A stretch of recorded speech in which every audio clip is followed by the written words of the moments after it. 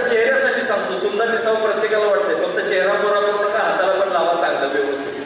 केळीची साल, आता इथं मला कुणीतरी सांगितलं, आमचे ओसवाल साहेब मला म्हटले, मनोजी बोलले, तुम्हीच बोलला ना मनोजी, हा केळीचा पट्टा आहे, आपल्या इथे केळी जास्त असतात, तर केळीची साल घ्यायची. आता ते खलबत्त्यावर वाटा म्हटलं तर तुम्ही करणारच नाही, इलाज मला चांगलं नाही. थोडं कष्ट करा.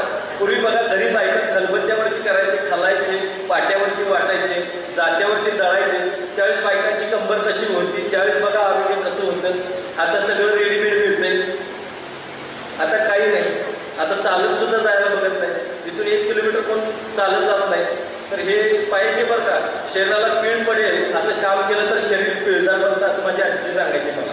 काय म्हणून ती सवय लागली आहे, माझे आजोबा आर्मीत होते त्यामुळे मला सवय लागलेली आहे. तर हे साध्या साध्या गोष्टी आणतो. केळीची साल घ्यायची, त्याच्यात लिंबू पिळायचा, थोडा खायचा सोडा टाकायचा. बघा तुमच्या किचनमध्ये सगळं मिळेल तुम्हाला.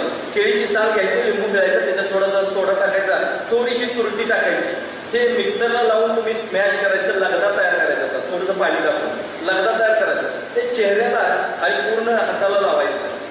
10 मिनिटं थांबायचं, 10 मिनिटानंतर धुवून टाकायचं. हे घरच्या घरी करून बघा.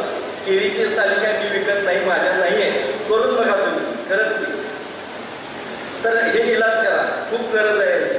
तर अशा पद्धतीने जर पुढं जर बघायला गेलं तर म्हणजे वाघ असेल, काळे डाग असतील, हे पण निघून जातात. पण काय नाही, एका ऍप्लिकेशनमध्ये फरक पडतो.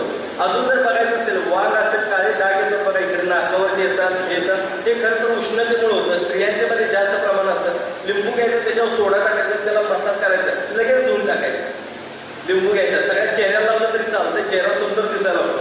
लिंबूवरती सोडा टाकायचं, फसफस व्हायला लागतं, लगेच ते चोळायचं, लगेच निघून जातं सगळं.